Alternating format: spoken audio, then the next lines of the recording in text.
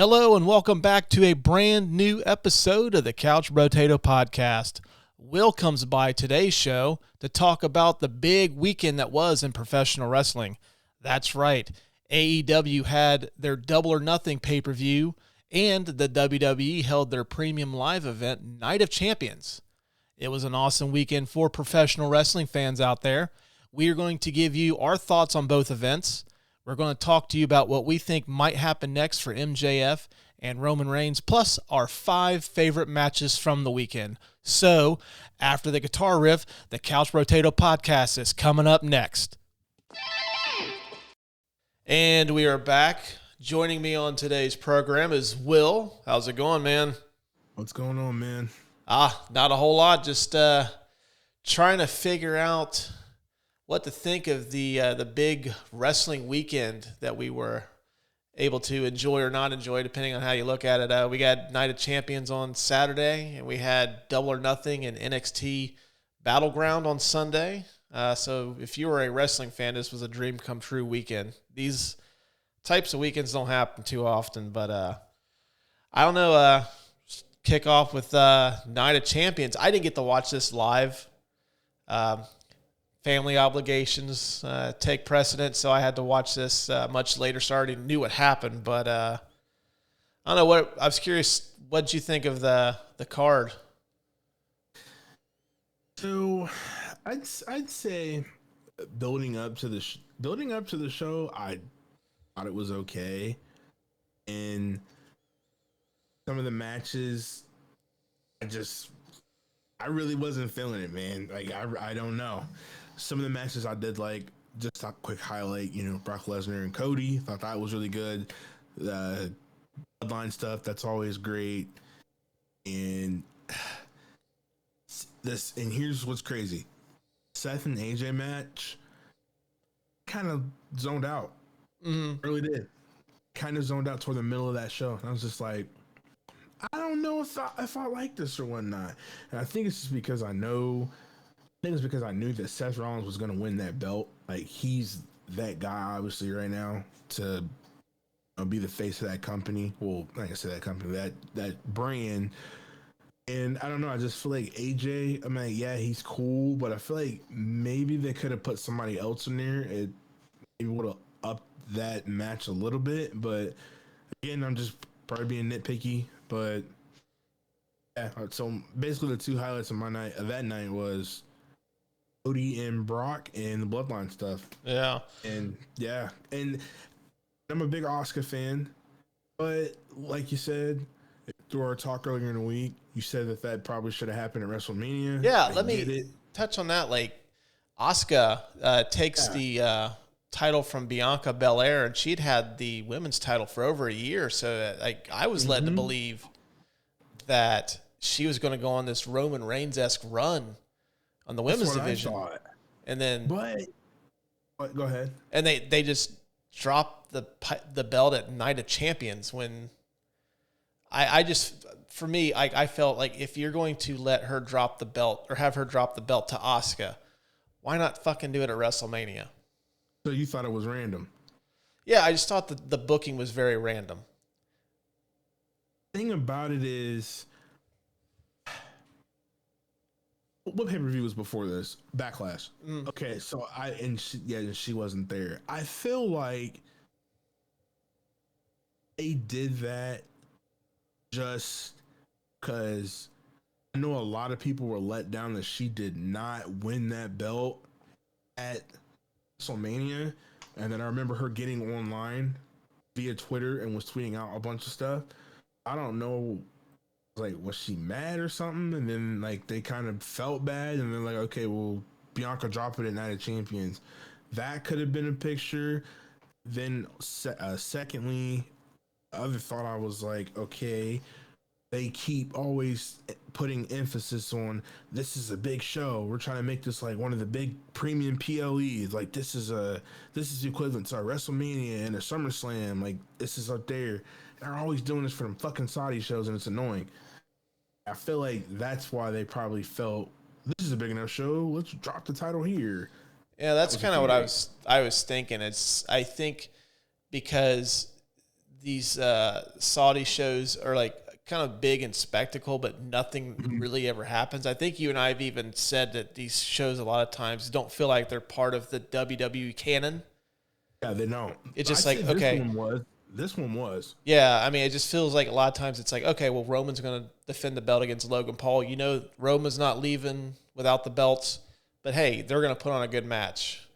Mm-hmm. And I think that's kind of what it is, just with everything that happened between them deciding to crown a new champion here and then taking the belt off of Bianca. And then essentially you started the breakup of the bloodline here, which I thought this was just going to be a throwaway show.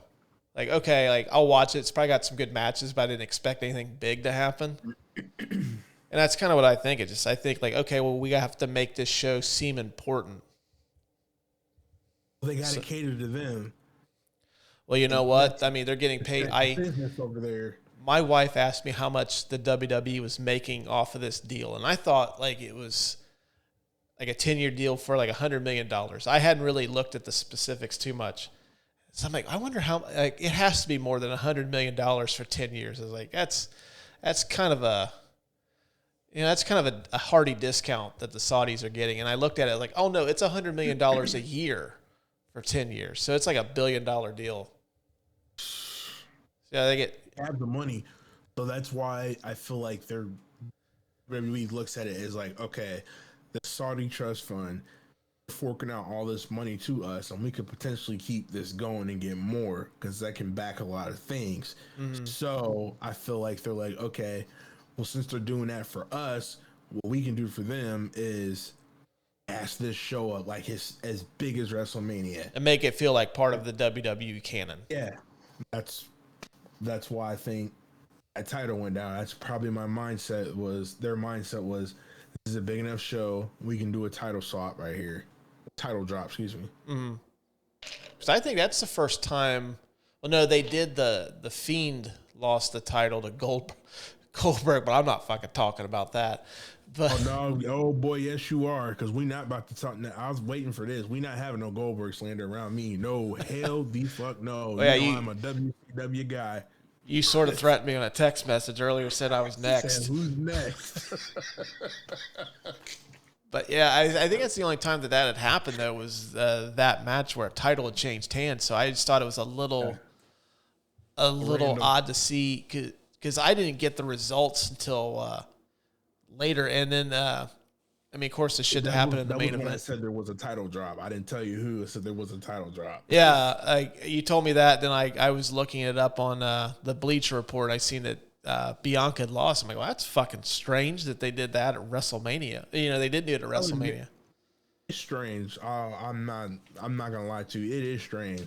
But I don't know. It's strange. I mean, I was a little like, for me, my thoughts on the shows. I thought it was okay. When I went back and watched it, I kind of went off of what the grades that I had seen online. So I didn't watch the whole thing. I watched Seth and AJ. I watched that. I watched Bianca and Asuka. And then I watched Cody and Brock. And then I watched the main event. You only missed the Becky and Trish match. You watched the whole show, basically. Yeah, I didn't watch that because I heard that match was kind of weak. It was weak. It was hot ass. And then I did miss poor Natalya getting squashed on her birthday by Rhea Ripley. That was hilarious. Man, I remember the night it happened. I was like, I texted you when Natalya came out. I was like, why in the hell is Natalya coming out? And you said, because this is the best they have. I was like, she's going to get fucking wrecked. Yeah, well, I mean, that speaks to, I think it's a problem right now in AEW and WWE. The women's divisions are just shitty right now. Poop, man. I mean, NXT's got some decent stuff in the pipeline, but yeah, right now it really just feels like it's Bianca, Becky, and Rhea, and that's about it. I'm curious to see how they keep this. Trying to squeeze in, what's that? What the fuck his name? Joey Stark. I don't like her. Yeah. I mean, I think she head. showed potential Like what I've seen of her in NXT, but I mean, that's She still. just look corny as hell to me. I don't like her. I don't like NXT. These motherfuckers are corny, man. I'm going to talk a little bit about NXT because I watched a couple of the matches from that yesterday. I just thought those are some rejects. Like, I'm just like, what is this? And I'm like, y'all got Booker T down there. Like, y'all need to bring him up. Like, I want to hear him somewhere else. Y'all need to be down there. Put that other motherfucker down there. One that's on Raw. That one, not Corey Graves, the other guy. They were actually talking about those two and said they don't have no chemistry. Well, send his ass down there then and bring Booker T up. Yeah, I didn't watch that one. I didn't watch the Natalya and Rhea Ripley match. I thought Brock and Cody was okay. I mean, I kind of get the booking of it, but I have not been a fan of the way that they've booked Cody since WrestleMania. Like, oh, so now he's not your champion. Hey, I was totally cool with them keeping the belt on our tribal chief. Lucas. Yeah, Buddy Lucas was super pissed off about that. I mean, I kind of got why they did what they did. But I don't know. I don't like it. They're almost booking Cody Rhodes Hard Times like 2.0. Huh? It's Hard Times 2.0. Right now, this booking with him being this superhero type is giving me like mid 2000s John Cena vibes, like 2000. Yeah, it really does. And for those of you that have been wrestling fans for a long time, Cena went from being like popular with everybody to where anybody over the age of like 13 fucking hated him. Yeah, he was for women and kids, man. And I think this is where this is starting to lead. And right now, truth be told, if you were to ask me what match I would like to see at SummerSlam, I just based off the pop that he got. Now, granted, I know it was his. He was in his home country. Well, not his home country, but he was, back where his parents are from. I would almost rather see Sammy versus Roman at SummerSlam. Yeah. I thought you said Mania. No, well, SummerSlam. If I said Mania, I apologize. SummerSlam. Yeah. Yeah. Because, I'm just not a fan of the way. Well, I don't. We'll get to this in a minute. I completely agree. Like that, I didn't think about that. When you say it, I see it. I feel it. This is the problem I'm saying I have with him. Why I'm like, I don't want him to get the belt right now because I told you something didn't feel right. Something doesn't feel right. And I think we hit the hammer on the head right here. That's it. This is some cartoon shit. And I ain't got time for that. Yeah, I mean, he's still obviously over with the fans. So I don't think anything's going to change with it. But yeah, just the way he's been booked post WrestleMania has not been good. Good. I got beef with that motherfucker anyways. He dapped me up. You saw the photo. My hand was sitting there floating in the air next to your head, and you ain't even dapped me up, bro. I'm going to go on record right now. So if anyone in WWE is listening to this show, I doubt it, but who knows? Book it. SummerSlam, Detroit, Michigan. Will versus Cody Rhodes. I would cut a promo on his ass. Your calf is going to be. You had a calf injury recently. Calf will be at 100% by the time early August rolls around. Got a story and everything. Oh yeah, perfect. You could be like you just wear like a baseball hat and pretend to be a cameraman, and then like in a match, like you cost him a match, hit him in the head with a camera. And then next week they'll ask you, like, why did you do this? And then, boom. Stand over him. Cody Rhodes, I'm coming for you. And you feel don't drop the Booker T on Hogan, man. You feel the rest in. You fill in the blanks, everybody. But yeah, I just thought that match was okay. Nothing super exciting. I have a feeling. What I foresee happening with that is I think Cody gets into the Money in the Bank, and I think Lesnar cost him Money in the Bank. They'll have the blow off at SummerSlam. That's another thing. Why are they putting him in Money in the Bank? Like, I don't even see him winning that because I don't know. I don't think this is gonna happen. For some reason, I think LA Knight could win that. I want him to. That's who I want to win Money in the Bank. Is LA Knight. That guy deserves a fucking push. 40 years old. Dude is over. I'm like, bro, he got it. When they're chanting his name at the press conference louder than just about any of the biggest names that were at that press conference on Friday, yeah, give the man a fucking push. Oh my God. But I think people are going to see Cody in the Money in the Bank and automatically think like, well, this is who's going to win. Well, wait a minute. He could be in the Money in the Bank. Brock Lesnar comes out, takes his ass out. That's how they continue to feud going on the SummerSlam. Because he's like, you eliminated my chance to win the title in. They're going to do that. I'm calling it right now. Yeah, they'll.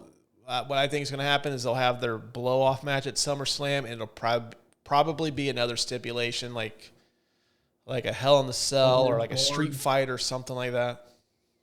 No, stay away from the street fight because we saw the last street fight and I said they're not even going backstage, and they didn't go backstage. I know they won't do it, but I would love to see a dog collar match. They're just so violent that. Give me that stretcher match. Hey, that's not a bad one though. Yeah, give me the stretcher match. Well, just watch any AEW episode from like the last 6 months, and you could pick out a stipulation. They run 7 or 8 a night, so. But yeah, I think that's what's going to happen. But I just wasn't.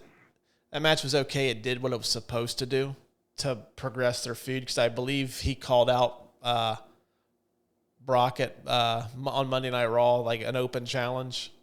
Yeah. But that's what I see happening. But the main event, though, Solo and Roman versus Sammy and KO, that was the best match of the night. Mm-hmm. And I didn't think that they would start the seeds of this already, but it looks like this is the beginning of the end of the bloodline.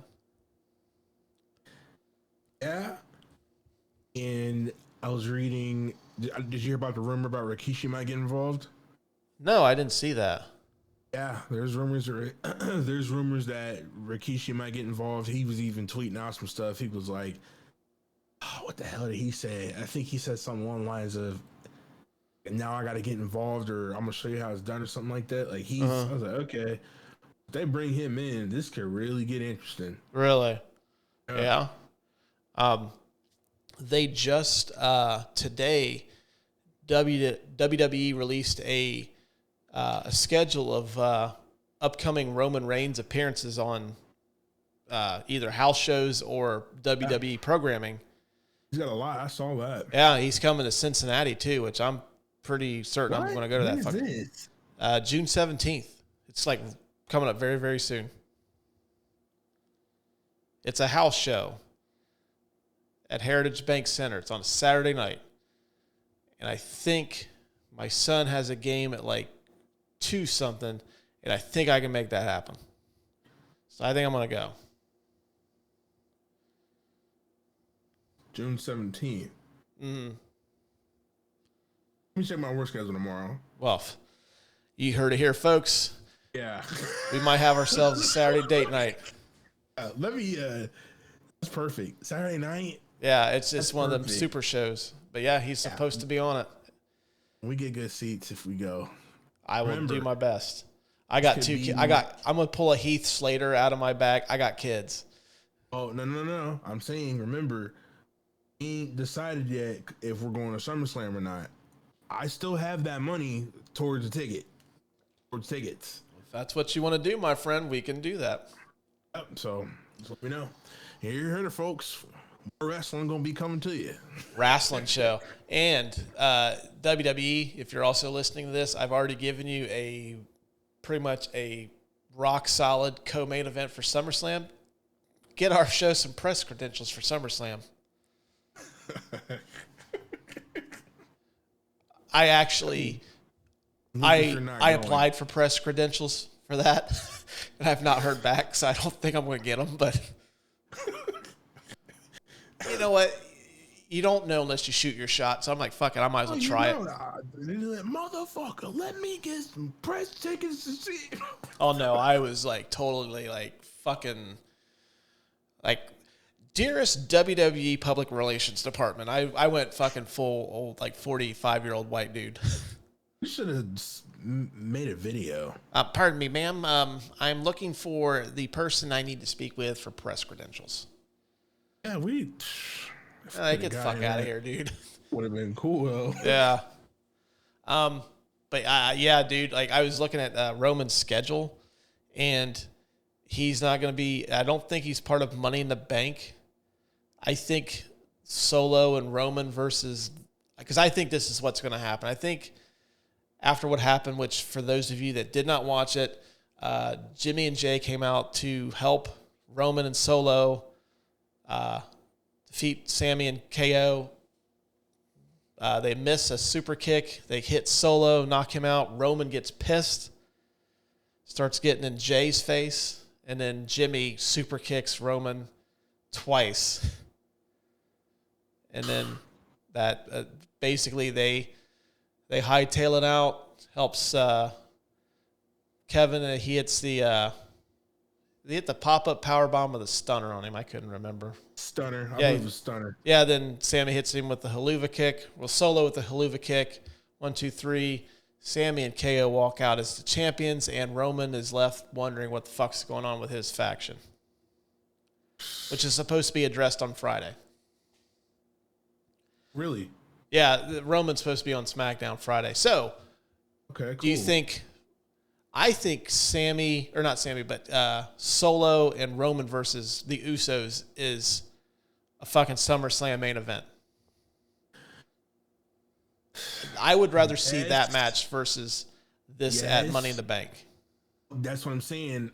I thought they were gonna drop this at Money in the Bank, because it sounds like they're trying to build that up, put that there, because I know that they said that Roman's gonna appear there now, so I see that happening at Money in the Bank.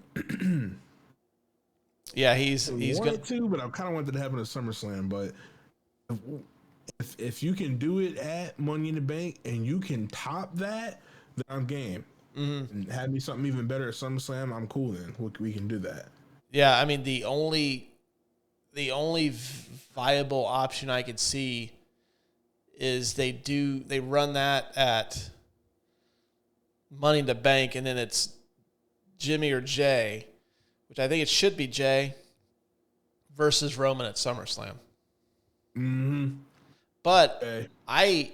I'm of the belief that I think Jay should be the one that kills the bloodline for good. Like, Roman has lost everything, and Jay is the one to put the final nail in the coffin. Like, Roman Reigns is the big bad boss, is done. But I think you got to stretch it out a little bit. You can't have Jay in the bloodline and Roman still be the champion. Yeah. Oh, you know Jay's going to come to his senses and... Well, they're flashing right now. Like, Jay seems to be conflicted. Jimmy was all about it. I see that, but I'm telling you, I think... Remember... I've seen this before. He did it with Sammy when he picked Sammy, and then he super kicked him and yelled, "You thought I'm gonna choose you? It's family over anything." I think he's doing that right now. You think? Yeah. Okay. I think we'll find out Friday. I think we will too.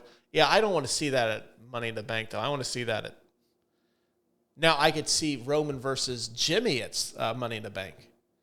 I don't want to see that because he gonna go in there and get his ass whooped. Yeah, I think as good as the Usos are, I think Jay is kind of like, I hate to use this for tag teams, But Jimmy and Solo could go at it.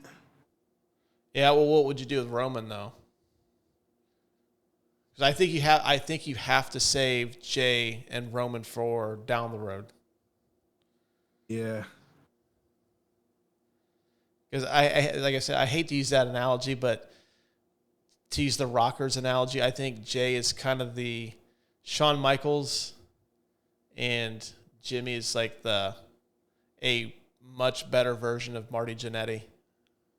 Yeah, that's why Jay is over. You know what? Jay got rated on WWE. They're both in the 90s, aren't they? Or like the high 80s? Jay is a 90 and Jimmy is an 89. Really? Yeah. Wow. I was like, dang, Jay. I was like, okay. Jay's in the 90s. I'll play with Jay. Still need to get that game, by the way. Oh, yeah. I'm doing, like, you can tell he's kind of like, yeah, he's like a heavy hitter. But I could see him having a good singles run. Yeah, totally. But yeah, I think you have to save that one for like down the road. But overall, like I said, like Night of Champions put a bow on this particular event. Night of Champions was okay. I think the Bloodline implosion is kind of what saved it. If we didn't have that, I think it would be one of those shows you'd probably forget in like 2 months. Like, oh, that happened? Yeah. Okay. But I know you said you didn't watch NXT TakeOver, so we'll just kind of skip that one. But the second big event of the weekend was AEW's Double or Nothing coming out of Las Vegas. I still don't know whether Double or Nothing or All Out is the flagship pay-per-view for AEW. I don't know, because remember, I'm always asking you, but I guess you could probably say Double or Nothing because they started in Vegas.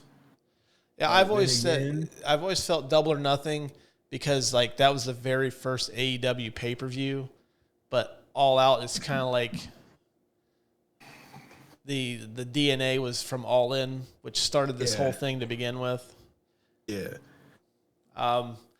I don't know. What were your thoughts on Double or Nothing?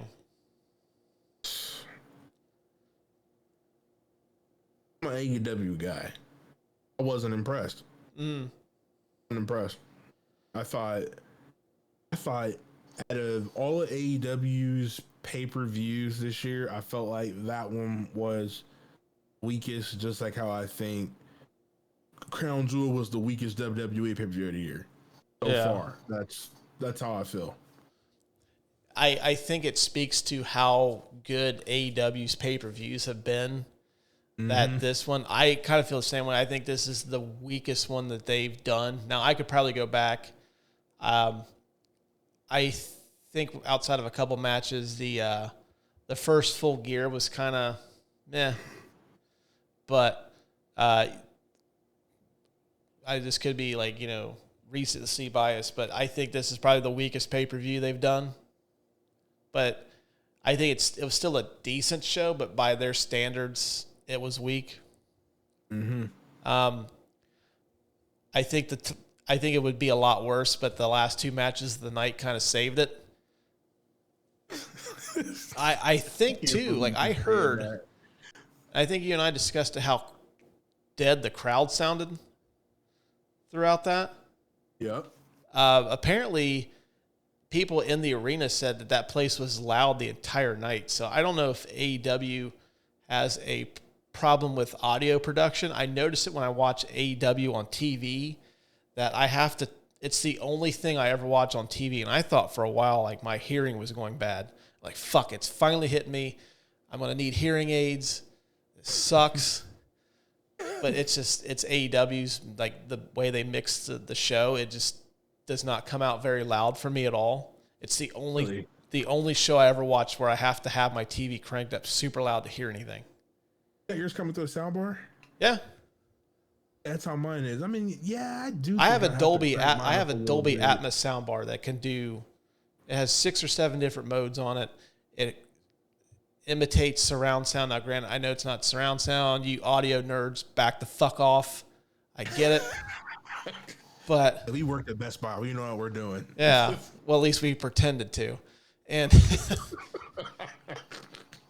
but yeah, I don't know. It's just like they've always had this problem with the audio on their programming. But yeah, I heard that place was fucking loud the entire night. But when you watch on TV, it translates to the crowd just sucked. Shit. Yeah. I need video footage of that because that crowd was dead as hell. Yeah.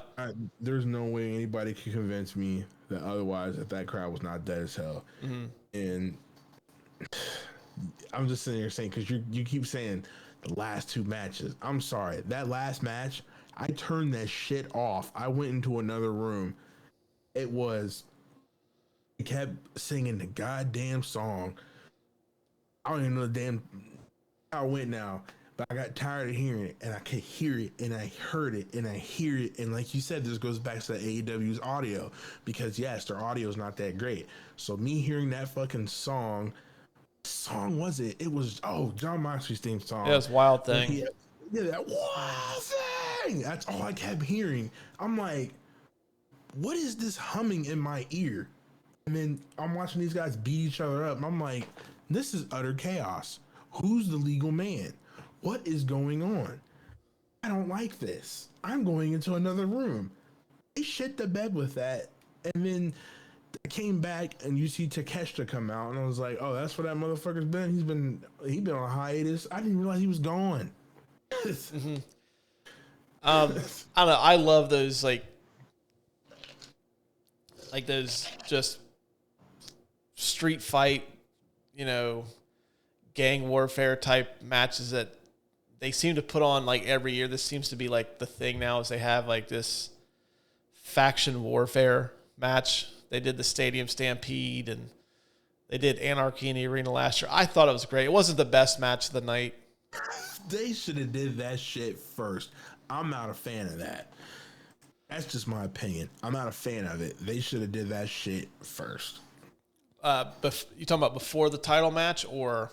Yes, because I just felt like that was not a main event. Like really, you guys could go a little bit harder. No, you can go a lot harder than this. That this is the main event. This ain't no fucking main event. This is. Well, I think the reason why it went on last is because the build going into that was probably the best storyline AEW had going at the time. And that's sad. I felt the build for the Four Pillars main event, like title match, was not very good. Yeah, and everybody kept getting on. Everybody kept cutting their promos, like we said, like Jack Perry. I'm Jack Perry, and let me tell you something. I'm positive, and I deserve that title shot. Like, really, bro? You're not convincing. When you put those three guys in a ring with MJF, all four of them at the same time, Darby Allin, Sammy Guevara, and Jack Perry, that's the analogy of bringing a knife to a gunfight. I don't understand why you get those guys engaged into a promo battle with fucking MJF. Don't do that. No, none of those guys are ever going to be strong on the mic. I mean, Sammy and more to an extent Darby are kind of known for being daredevils. Jack Perry is kind of like kind of the teen beat heartthrob guy. I think lost every fucking match. I think that if he had a mouthpiece, he would probably be much bigger than what he is. But the fact that he's not very good in front of, on a microphone, I think kind of is to his detriment. If you look at the biggest stretch of success he had was in Jurassic Express, and he had Christian doing the talking for him. Yeah, and that's, if I could create a wrestler, I would take the skill of Kenny Omega and the mouth of Christian and put that together. That dude would be unstoppable. He would whoop MJF's ass. I don't know, I thought the Four Pillars match in the ring was probably the best match of the night. Yeah, I would agree. Sammy, he did his thing. I fucking still hate that. I am not a Sammy Guevara fan, but Sammy Guevara stole that match. That guy was on fire and stretches that match. Like, he seriously looked like NBA Jam. The man can wrestle. Yeah. I'm not going to knock his props. The dude can wrestle. I just don't think I like his character. No, I think I think for me, a lot of it is the like he damn near killed Matt Hardy a couple of years ago. Oh, we got to talk about that too. Right, speaking about the Hardy, did you hear about that spill that Jeff did? Oh, I watched it. Oh, you saw that? Yeah, it was on the it was on the I didn't get to buy-in. see it. Was it bad? I want to believe that because going into that match, they were working his leg. And I want to believe that he just sold his leg being worked over incredibly well. Like, oh, well, I don't even have like this leg strength to get up here and do this because these guys have just beaten the fuck out of my leg. But regardless, it didn't look great. Dang. All right, well, back to the 4 pillars. Yeah. But yeah, I thought that was the best match of the night. Sammy was a fucking rock star in that match. But my question to you is, like, now who should be next for MJF? Because I know they were teasing leading into this that CM Punk was going to make a return to confront MJF. But then I think that kind of got blown up once that match started before the Anarchy in the Arena. So asking you, your book, you got Tony Khan's ear right now, and he's asking you, like, Will, who do we put in a match? What's MJF's next program? Who are you booking?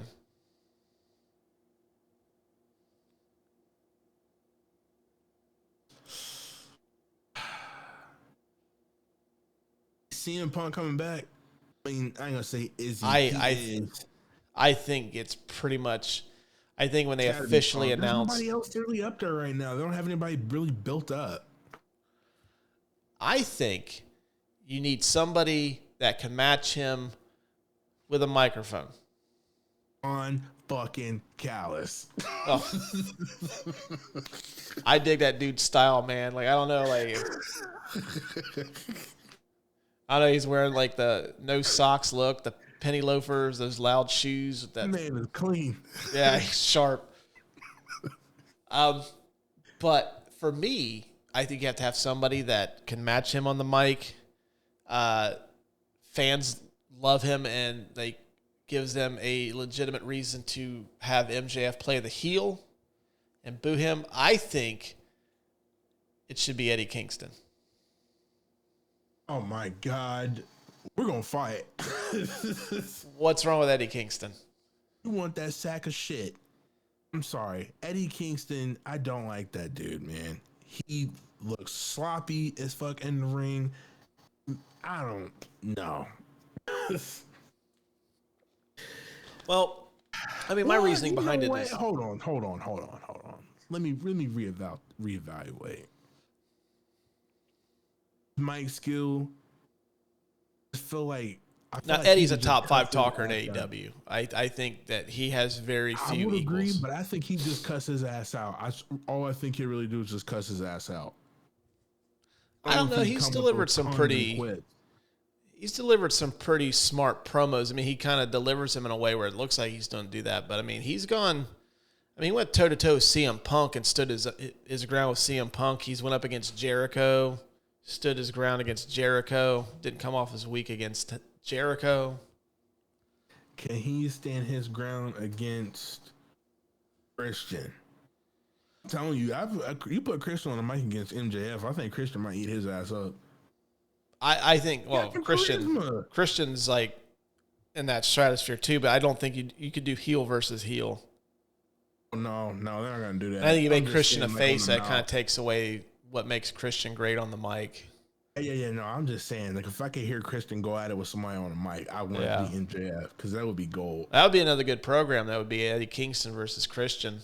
But I mean, they have to have something to fight over, not just slap together, a random match like AEW seems to be doing lately. But yeah, I'm throwing my hat with Eddie Kingston. Together. Huh? I felt this show was slapped together. Yeah. I mean, there really wasn't a lot that stood out to me. They finally ended Jade Cargill's winning streak, which I was not a fan of how this was done. So, pull up this text message. going to spill your thoughts. I gotta that text message up. Oh, well, I mean, my thing is like, okay, you've built her up, which I think they haven't done a great job of like helping. Like Kevin Nash said on his podcast Monday that AEW's kind of let her down. They haven't really done enough to help her improve, which I kind of agree. Kevin Nash said this? Yeah, he said on his podcast Monday, like she just is sexy. Huh? It's sexy. Yeah. His podcast is actually a pretty good listen if you check that out. Yeah. It's called Click This. KLIQ. I'm gonna check that out. Yeah. I spoke to a guy. I told you. I keep telling you, Mark. Russ said, "Come on the show." Yeah, come on. He said, I told him, I was like, as soon as I saw her lose, I was like, it's probably gonna get a push now. And then he said, holy shit, that's how you book a streak ending. And I said, I feel like that was kind of weak. He said this. I'll look at it like this. That makes Jade look strong because she already wrestled one match tonight. And I was like, okay, so they could probably pull the fatigued angle on her. Then he said, that gives Statlander the push she deserves while sending Jade off to do bigger things. And I was like, okay, that kind of makes sense, even though that's kind of what the hell I said, because I feel like now we could potentially see her go up against Toni Storm when she gets back. But I was hearing and reading today that they're saying that her losing like that, because if you go back and you watch it and you look at her face, you're thinking, okay, her with that loss, she's taking time off. When she comes back, they'll repackage her and she'll be have a different personality. She's not gonna come out like, I'm that bitch, this and that. Ain't gonna be no more of that. So I honestly, I hope not. I think that was probably like the best part of her package. That was her. I don't want that. I want to see her go up against Toni Storm. Toni Storm gonna be like, no, stop. How do I deal with this? I think I'm gonna whoop all three of the Outcast ass. Especially that cricket. Be so.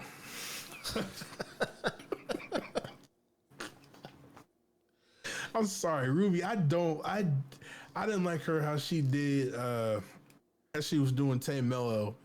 By the way, I don't know if you guys have watched AEW All Access. Let down that it was only 6 fucking episodes. It's coming back. It's part of when they announced that big TV deal, which I guess apparently it's not as big of a TV deal as it was made out to be. What happened? Apparently, Collision's just added programming onto the current deal that AEW has with Warner Discovery. Wait. What? Explain that. Okay, right now they have a current deal in place for programming.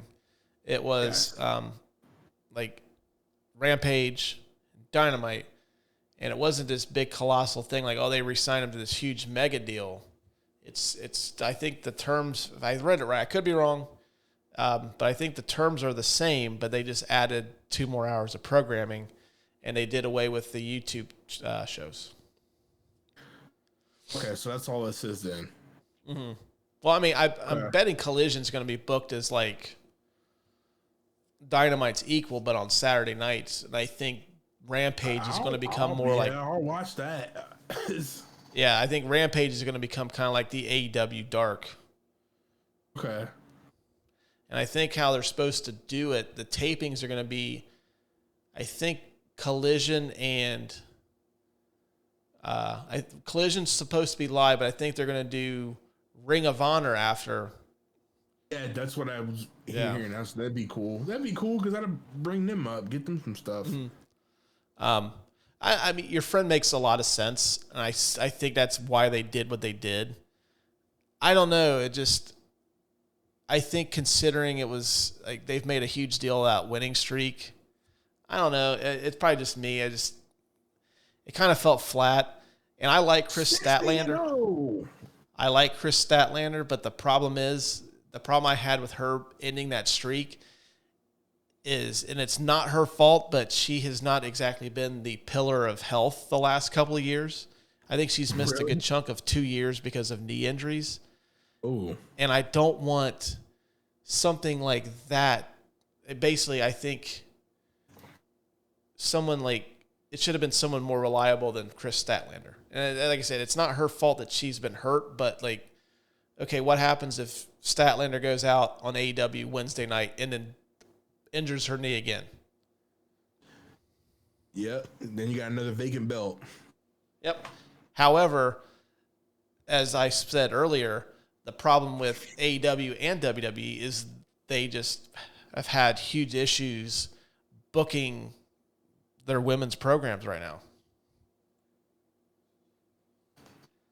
Yeah, and it's kind of mind baffling when you think about it.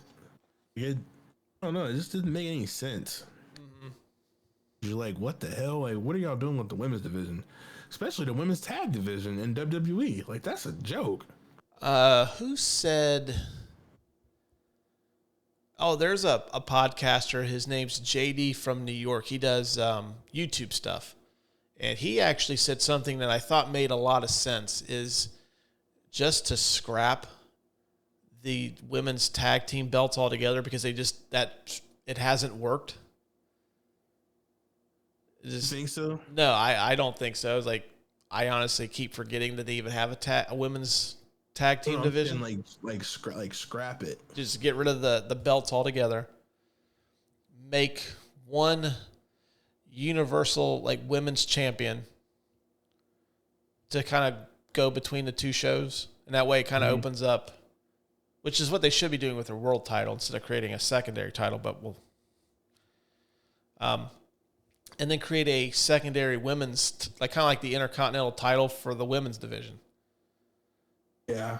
I think that makes more sense, because then you can focus that on kind of like your second tier female competitors. You can build up stars using that. Like kind of like for years, the Intercontinental title was like the workhorse title. Like if you held the Intercontinental Championship, there was a good chance that you would eventually become a WWE champion, or you're going to be working in the upper mid card throughout your run in WWE.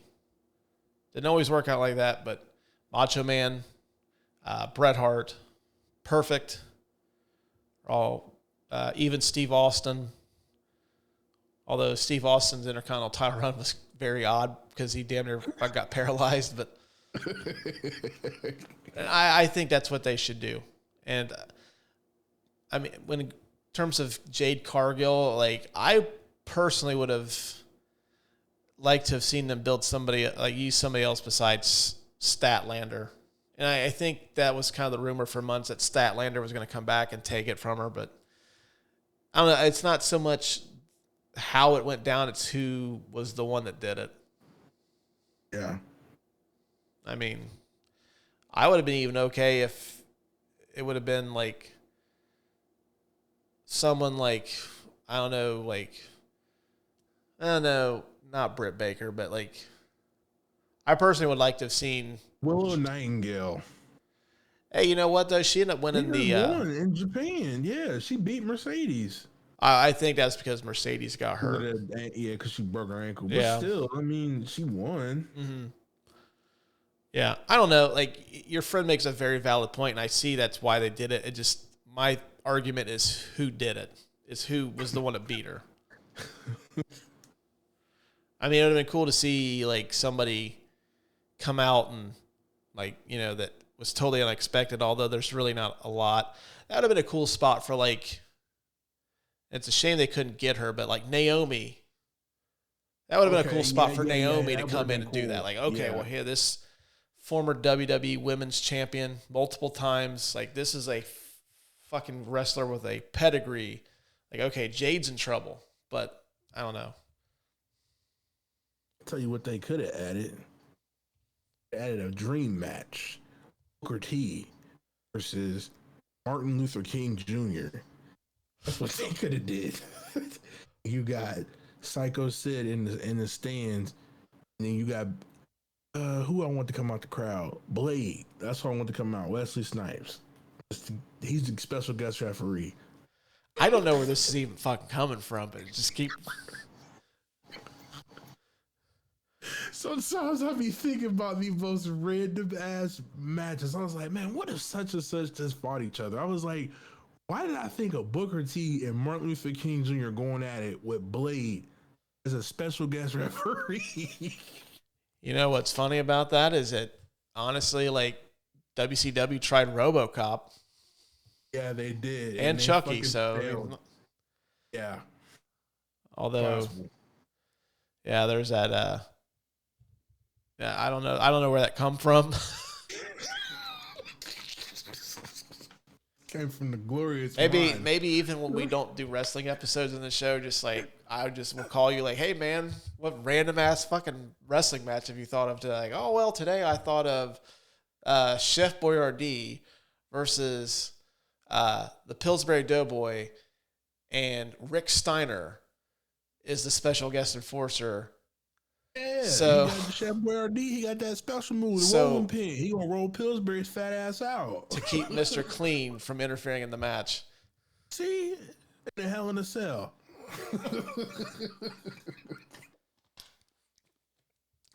I think we call that the Supermarket Massacre, but then I'm going to trademark that.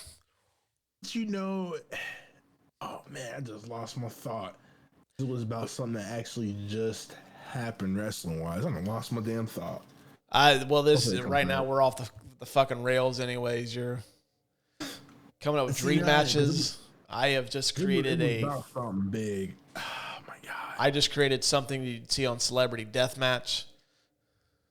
Matter of fact, did you ever watch that show? I did. I watched it when Stone Cold was on there. Yeah, that was the reason I watched. Like, oh, Steve Austin's going to be on it. Cool. And it was kind of one of those shows that like was cool for like the first few episodes, and then like you get to watch it, and like I watched that back when I smoked a lot of weed. I'm like, this is fucking stupid.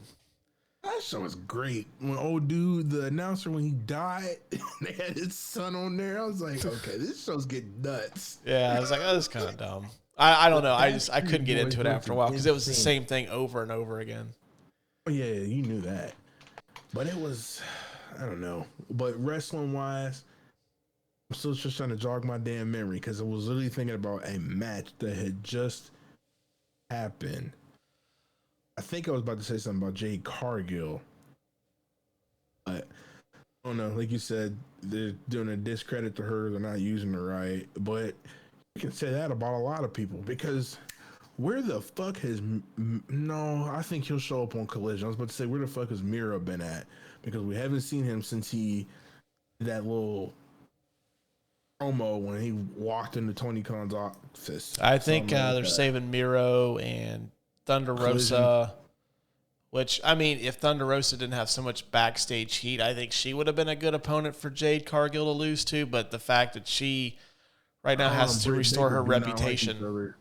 Huh? Yeah, her and Britt Baker do not like each other. No, I think that she needs to repair her image backstage. And I think putting a title on her and ending someone that has worked as hard as Jade Cargill has during her run, to have it ended by someone like Thunder Rosa, I think would just add more fuel to that fire. So, yeah, we won't use Thunder Rosa in that way. I don't know. And she, I don't know. I don't know how I feel about Thunder Rosa. She's just there.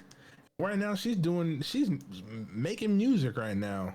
She also hosts, I think she's some show. I see it on Instagram. Yeah, she's on Busted Open, the Sirius XM wrestling show. I forget. She's on there for like, I think Wednesdays or Fridays. Which is also an awesome wrestling show. It's Bully Ray, Dave LaGreca is the host. Tommy Dreamer's on there. Really? Yeah, you can catch it on Sirius. They have a podcast version too that they just kind of condense into like 30 minutes or so, but it's pretty good. Some ECW folks right there. Mm-hmm. Okay. Yeah. That's cool. Well, to get it back on a AEW Double or Nothing track. But yeah, I mean, outside of they ended Jade Streak, the main event, kind of an uneventful pay-per-view, really. I thought the ending of the Blackjack Battle Royal was really good, and I kind of want to see an Orange Cassidy Swerve Strickland feud going forward. I think those two could just blow the roof off of the place. Well, let me ask you this then about him. How do you feel like they have been how they've been booking the international champion? Now, how do you feel like been booking Orange Cassidy. He's always on every, like, I have it down to a T in my head. Like, every time AEW comes on, it's Caliber. It's Wednesday. They do the whole thing, and then bam, Orange Cassidy music always comes on. I was like, why is he always going first? I think that if you were giving out an MVP of AEW as of right now, it's hands down Orange Cassidy. How do you feel his title reign's been? I think he has actually made that belt feel like it's worth something. I think he's done a fantastic job building that belt up. And with this last match, even though it was a battle royale, I think he's about due to lose it at some point, but who? Well, I don't know. I think if he were to lose it soon, I think if you're booking MJF's next match going into All In, I think Orange Cassidy could be a possibility. Okay. And now that I say it out loud, like, I think it makes more sense in Eddie Kingston, because Orange Cassidy doesn't have to talk on the microphone to get a huge pop. He doesn't need to be charismatic on the mic. Yeah, he can just look at him crazy, and everybody's going to be like, oh. Yeah. Yeah, I mean, I think that he's going to lose it at some point, but I think that's to move him on to something bigger and better. But yeah, I think his title reign is fantastic. I actually think that the international title right now is probably has more prestige than the TNT title. I think that the way they booked the TNT title for such a long time has just devalued that belt to where it's almost nothing. Because it seemed like it changed hands every couple of weeks. It hasn't really meant anything in a while. Do you think that a good thing you were talking about that, because that was the Wardlow and Christian match, and I actually enjoyed that match. I thought it was a good match too. I thought it going up until the last half of the event, I thought that was the best match of the night. So do you think, and now since Wardlow has Arn Anderson with him, do you think that he'll actually hold on to this belt, this title now? I think they should, only because they've really dropped the ball with the way they booked Wardlow, because coming out of that match with MJF at last year's Double or Nothing, he was the hottest star on the roster. And now look at him. Yeah, he didn't. We saw what happened to Samoa Joe. Where the hell he been at now? So, I think he's primarily going to be on Ring of Honor going forward, although the rumor is that's who CM Punk wants to feud with out of Collision. Is Samoa Joe? Mm-hmm. That'd be cool. Yeah, I mean, they have a lot of battles going back from Ring of Honor. So, yeah, I mean, it's kind of it makes sense. Samoa Joe still can bring it in the ring. Be kind of a cool feud to see. Yeah. But, yeah, I thought Orange and Swerve and actually Swerve Strickland would actually be probably a very legitimate contender to take the belt from Orange Cassidy. Yeah, they could do that. Let him get some time with that belt, build him up, and then eventually, if he gets there, have him and AEW champ go at it. Got to see how he does with this belt. I can see them doing that. That'd be cool. And you can also, I mean, I still think there's unfinished business with Swerve and Keith Lee. You can always run that program back too. He look ashy now. Like, where did all that gray come from? I think that's his natural hair color. He just decided to go with that. I don't care about the beard and the hair, but what's up with the cape? He just be doing his own thing. He just weird. I like Keith Lee, but man, like that cape's got to go, I do too, but I don't know, man. He just be doing stuff. I feel like he could be used a little bit better. Oh, for sure. Have him and Danhausen when Danhausen comes back. The Battle of the Capes.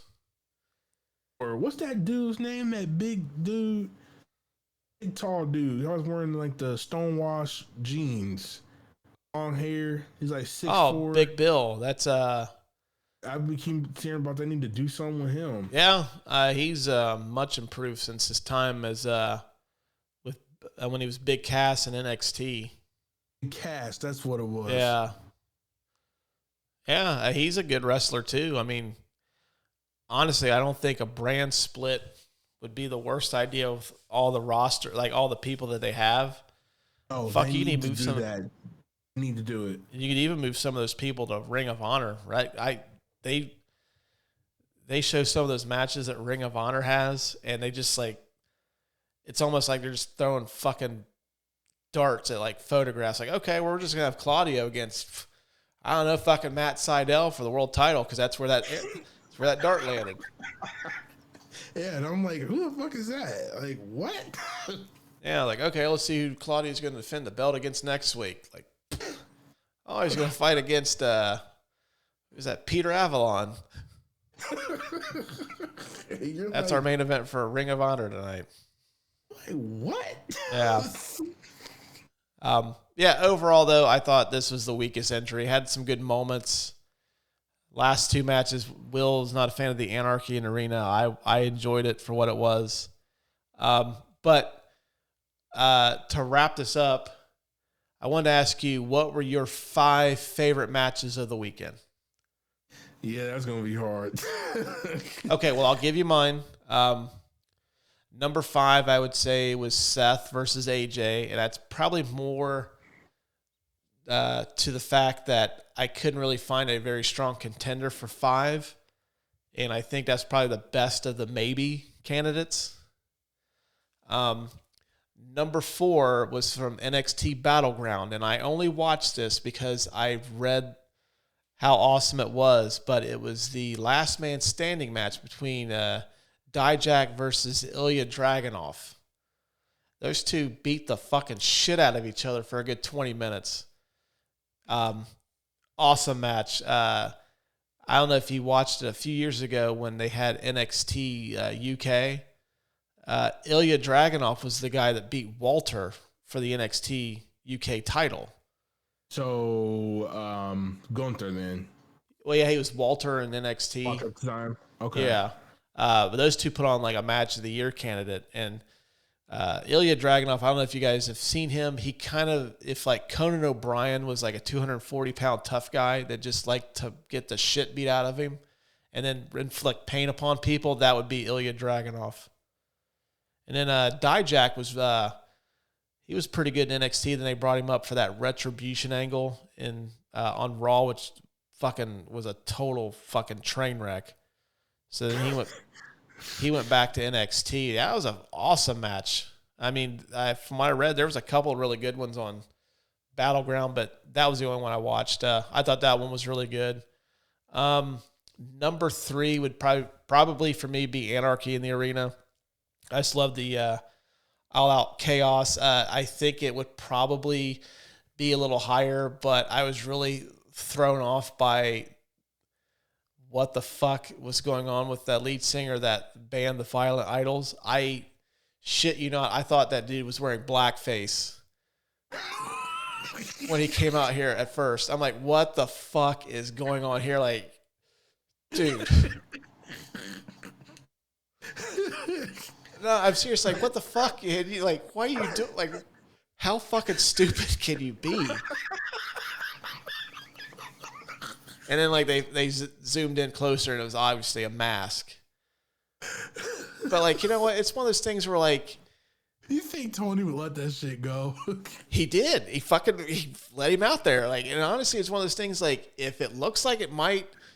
It looks like something else that you shouldn't put on TV. Let's just fucking don't do it. Err on the side of caution. Just don't do it. Hell no.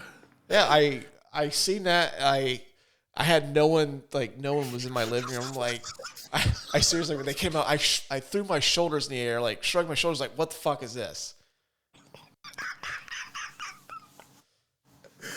Like, come on, man.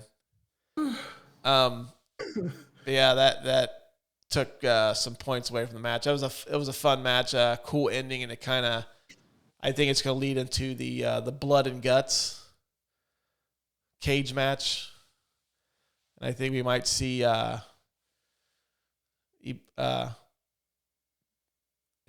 someone from New Japan come to help the Elite out.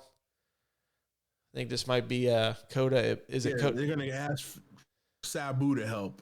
Oh, yeah. Before I'm going to touch on that here in a minute. I don't understand what the fuck Sabu's point in that match even was. Like, he came out, did his fucking spot, and he chased him away. And I might ask you the most disappointing match of the weekend, and I think Jericho versus Adam Cole is a very, very strong contender.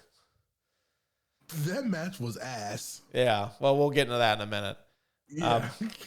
Number 2 for me is the Four Pillars 4-way for the AEW World Title, and number 1 was Sammy and KO versus Solo and Roman, simply because that Bloodline story is the best thing in fucking wrestling.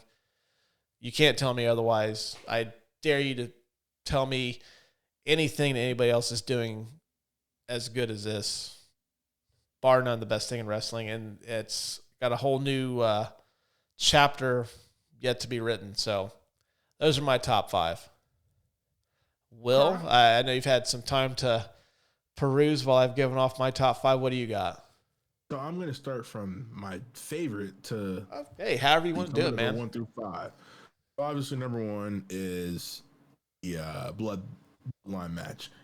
We already know why. I'm not going to get into all that. That's hot shit right there. That's hot grits. Hot. Love it. Second match, I would probably have to go with Pillars match. Pillars match was cool. Thought Sammy was doing his little thing out there. Yeah, no. Scratch that. Put that down to 3. I'm gonna put the Wardlow and Christian match there because I really enjoyed that because I ain't never seen no man that size jump off no ladder. That was a cool spot. Mm-hmm. And Arn Anderson bit Luchasaurus's thumb. Yeah,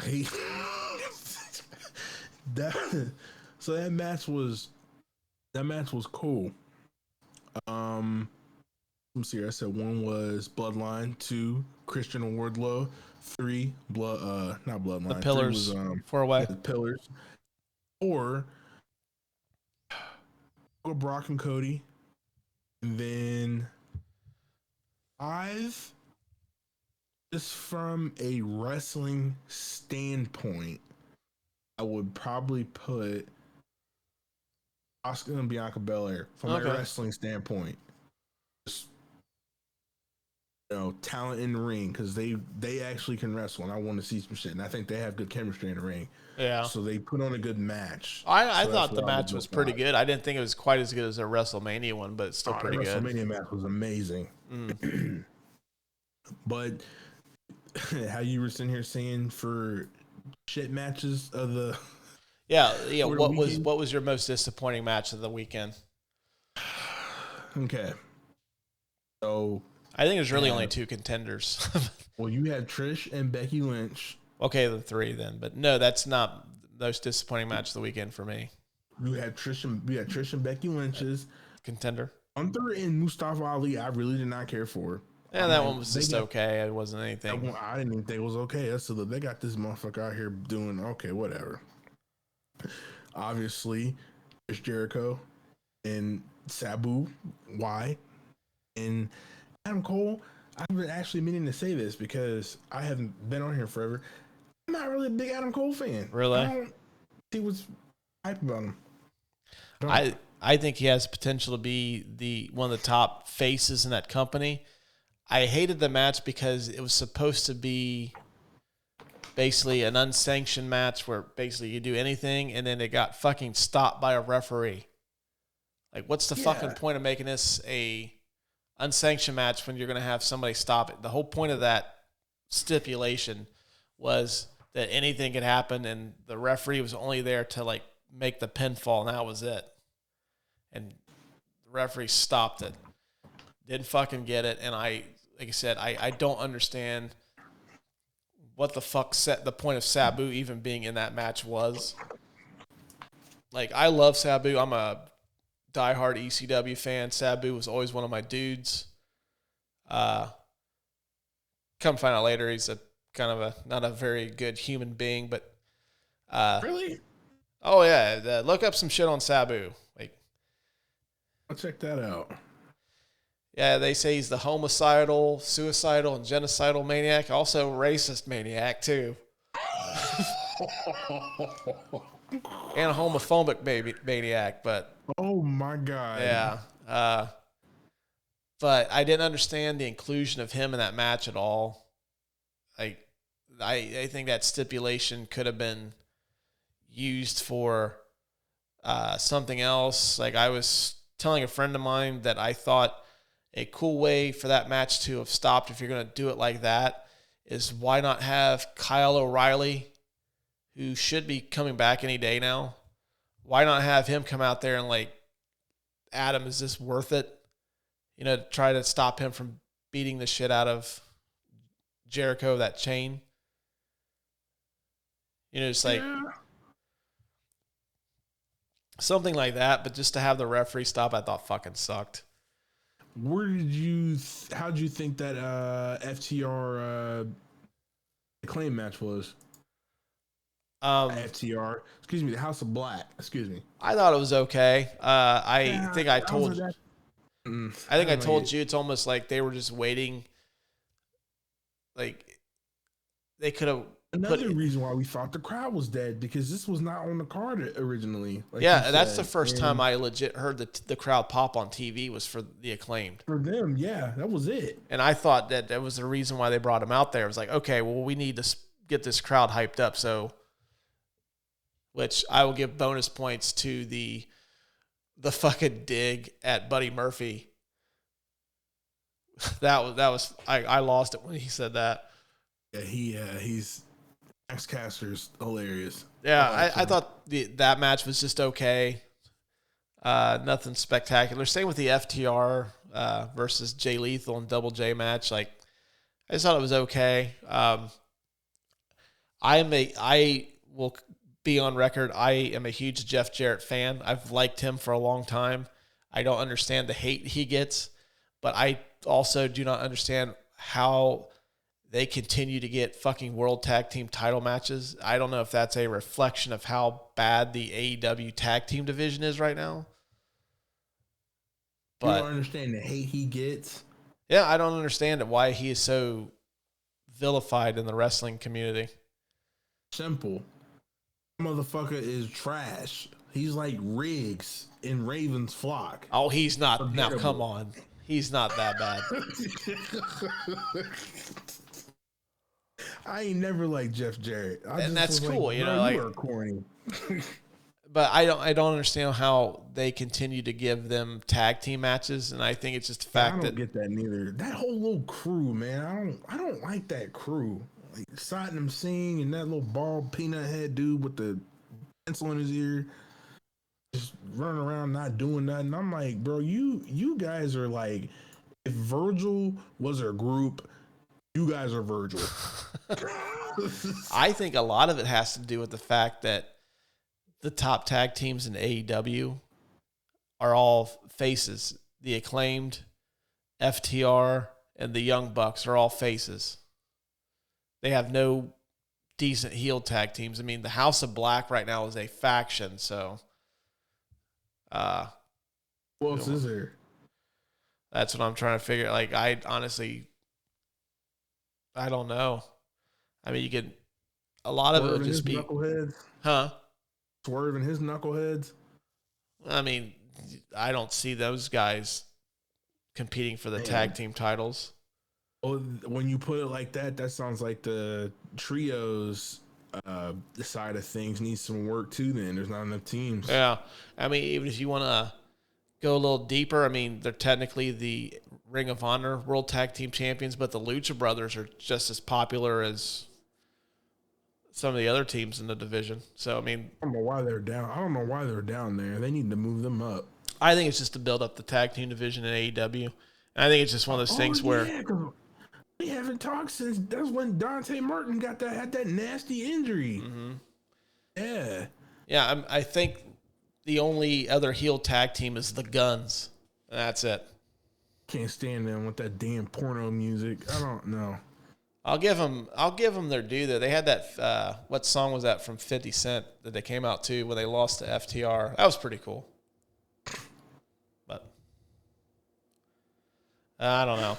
Well, hey, we're about to wrap this up. You got anything you want to add before we put a nice little ribbon on this episode? Yeah. All in. My man Bill Goldberg in. Thought I forgot about that, but no. Bill and Tony Khan actually have a good relationship. I don't know if you read into any of that or whatnot.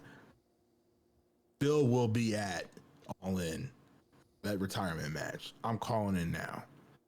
Who do you book him against? MJF. No, you put him against MJF? Okay. But that's if he wants to go out with a loss. But if he wants to go out on a win, Wardlow.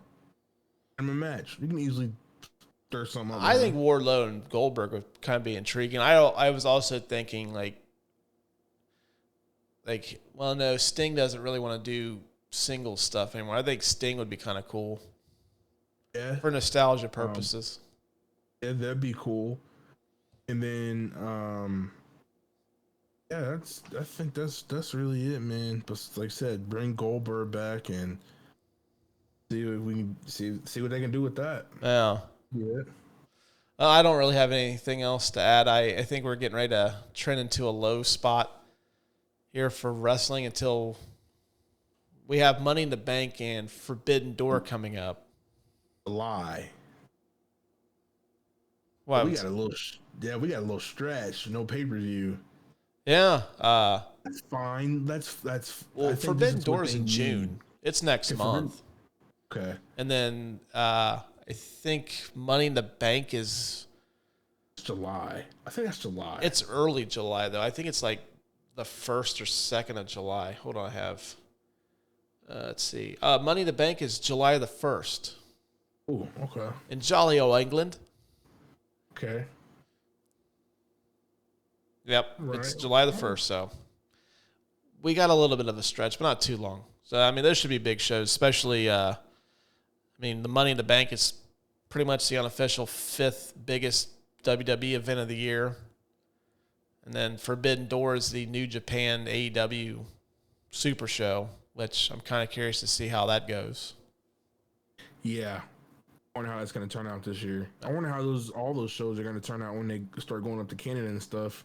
Mm-hmm. Yeah, AEW is pretty much going to be camped there for like a month. Yeah. Oh. Well, hey, it was awesome talking to you. I'll try to bring you on for like a movie episode here soon. Yeah, this depends on what movie it is. Like, I remember you asked me about that. We ain't really talked about the movies because ain't shit out that I want to see really. Wrap this up real quick. I did finally get to see Guardians of the Galaxy 3. Thoroughly enjoyed it. Still haven't seen it. I will not spoil it for you. I will just say that it's the best Marvel movie that they have made since Spider-Man No Way Home. Oh, really? Mm-hmm. Oh, okay. I didn't like it as much as Spider-Man 3 or Spider-Man No Way Home, but it was still a really, really good time, and they did everybody well. That's the Tobey Maguire one, right? That's the one with all the Spider-Man in it, right? Yep, all the Spider-Mans. Yeah. And I've only seen it that one time. And I'm actually going to see Spider-Man this weekend. Okay. Spider-Verse, I'm going to go see that. I kind of want to see it, but I also might need to see it because it's supposed to tie into the Marvel stuff. I'm going to go check it out for sure. We have plans to take my 4-year-old daughter to her very first movie, and she wants to see The Little Mermaid. Oh, wait till we cut off here. I got to tell you something about that. But all right, folks. All right, guys. Thanks for listening to this episode. It's been a blast. Follow us on social media. The links are in the description. You can find us on Facebook, Instagram, Twitter. Starting to do some more stuff on TikTok. Shoot me an email, couchbrotatopodcast@gmail.com. Let me know what you think of the show. If you have any show ideas, you just want to comment on something you heard here on the show, you want to tell me how much I fucking suck as a podcast host, hey, I'm all ears. let me know. I don't know unless you tell me. And if you do like what we're doing here, be sure to leave us a 5-star review on Apple or Spotify. That does help the show get a little bit of notoriety. So if you decide you want to look up dream matches of Booker T versus Martin Luther King Jr. with Psycho Sid and Blade, that'll be the first show or the first result that comes up. I don't know where the fuck Will got that idea from, but hey, come back each and every week for just off the wall shit like that. So, all right, until next week, we will talk to you guys later. Bye, everybody.